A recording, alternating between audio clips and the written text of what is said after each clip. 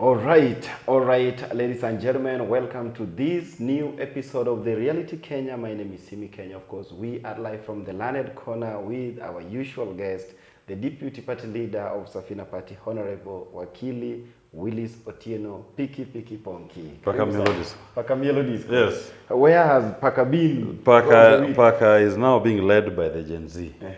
This is their time. Yes. And the Gen Z have decided that the mistakes that were made in the history of this country, Yes. the generations that did not correct them, Yeah. they are going to correct them. This is the generation that is going to reset Yeah. our country. Yeah. And they have spoken Yeah. with a loud voice, and everybody must listen to that voice. Yeah.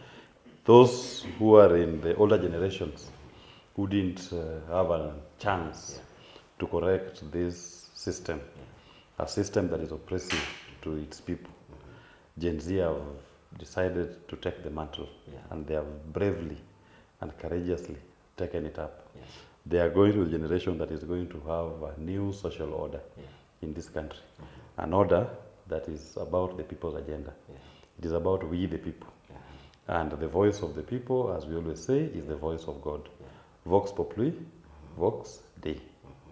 The voice of the people is the voice of God. And those young people that you see out on the streets, those are revolutionaries. They are fighting for the economic liberation of this nation.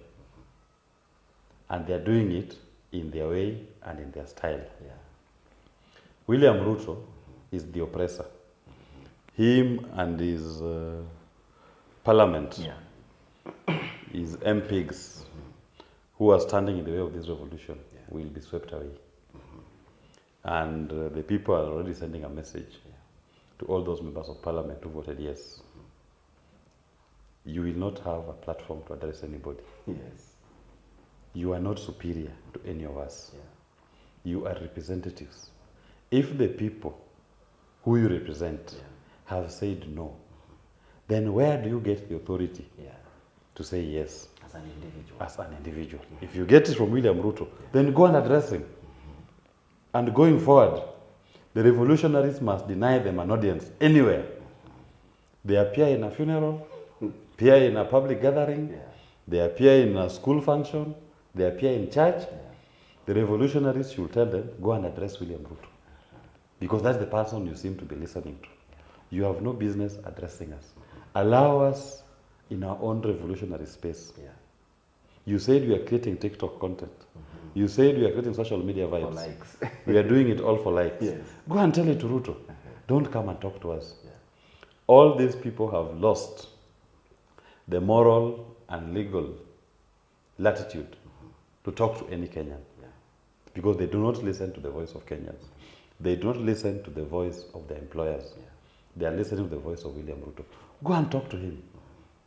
Leave us alone in our space. And we are coming for you. That is the message that I got from the young people. Our young people are doing it in their own way, in their own style. In their own style, in the sense that when Raila Odinga, Kenneth Matiba, James Orengo, Charles Robia, Paul Muite were fighting for the second liberation, Which was the multi-party, to bring multi-party back into Kenya. They will do it. The newspapers, the media will come and cover, edit. You wait for evening to see what happened. Or for the next day to read the papers what happened. This generation, this Gen Z have decided, no, we will not even rely on any media to amplify our message. We will do our demonstration, they will record it. We will share it as it happens, so that everybody sees it live. And they are documenting everything, live as it happens, and they communicate it in their language. New playfield. One thing the Gen Z need to understand is that they are the experts in this new technology. The oppressors don't understand this plane. This is not their path. They don't understand it. They don't know it. You've brought them into your space to fight. They cannot fight on this space like you do. These people don't even know how to use TikTok. Some don't even know how to go live. Some don't even know how to go live. Yes. They don't even know how to cut a video, edit it. They don't know. Yeah. They are used to protests where you respond with a water cannon, tear gas, and a baton. Or you shoot. That's all they know. And call someone on the table. And call someone on the table to negotiate with. Here, there's no one who is going to be called on the table to negotiate with.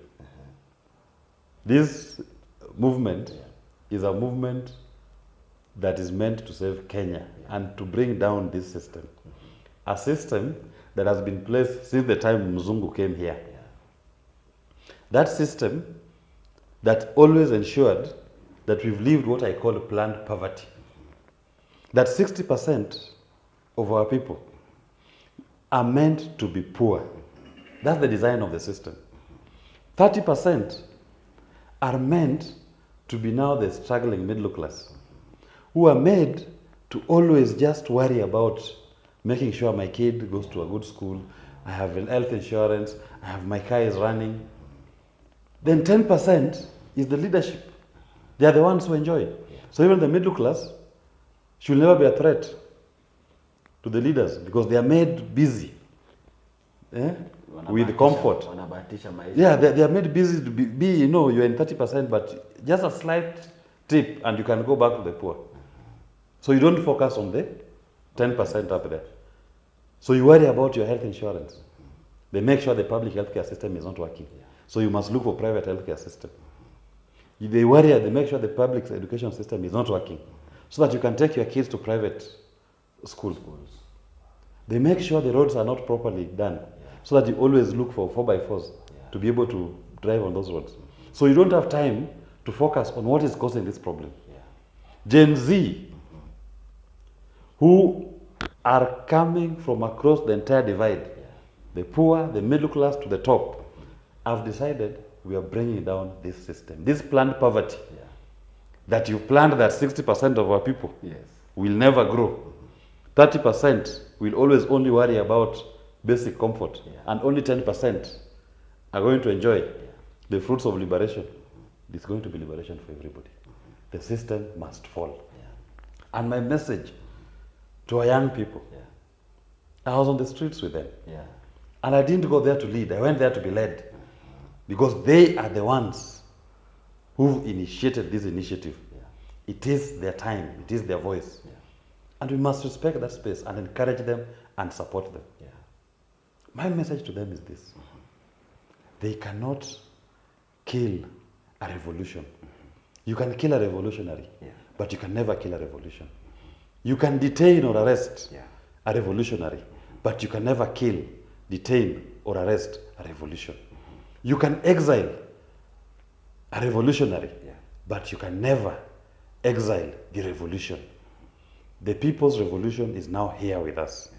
And our young people are the ones who've taken it upon themselves to correct the ills of history, of what happened in this country. This ought to have been done more than 30 years ago. The next time that ought to be done is today. And the Gen Z are doing it with the support of the millennials. We will work with them. It is their time and we must encourage them. Viva Gen Z. Wow.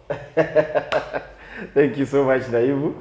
Thank you so much. And one thing that as we wind up, I just want you to look at this camera and address the MPs who voted yes to support this finance bill as we go to the second week that is coming week. To the members of parliament who voted yes for the oppressive finance bill that the people of Kenya have rejected in their unanimous numbers, you are all traitors, you are betrayers.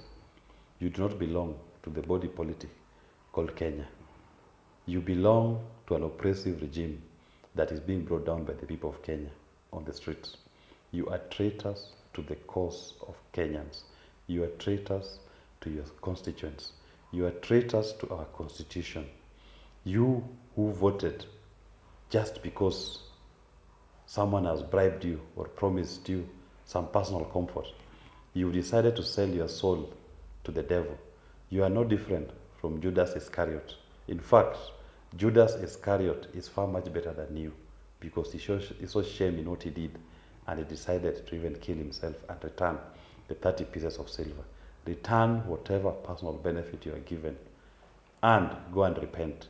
Without repenting, you will meet the people wherever you go. You will never know peace. God is in this nation, and God resides in our people. The people have spoken. The voice of the people is the voice of God. Vox populi, vox Dei. Do you support or you reject? I totally reject the finance bill. And we should not be talking about amending. Yes. This is a rejection of the finance bill in its totality. The principle of what is being communicated by the people of Kenya is that the finance bill that attempts to raise revenue, raise taxes, raise charges, raise levies on our people, at this point in our economic turbulence, the people have rejected it. I reject it. Don't even tell us you've amended, reviewed. We want a repeal. Total rejection. Withdraw the entire bill. Let the people of Kenya decide how they want to raise their taxes. And even before they do that, they want to know, how have you been spending what you've been collecting? We need to know, how have you spent the money that you collected in the last financial year? Before that is done, don't ask us to even contribute a coin, even a shilling more before we open those books. Let's open the debt register. Let's open the expenditure items for government. Let's understand how Oscar Sudi can be contributing 20 million Kenya shillings in one weekend at a fundraising when his salary is only 1 million Kenya shillings. Let us get to know and understand how it is that people are now buying choppers across this country. How it is that ministers are wearing watches worth 10 million Kenya shillings and their salary is less than 1 million shillings. Before we get to know that, not even a coin more. We reject totally. Wow. Thank you so much, Naibu. Thank you. And have a blessed weekend. To every person who has been watching, may God bless you. I reject. Until next time, my name is Simi Kenya.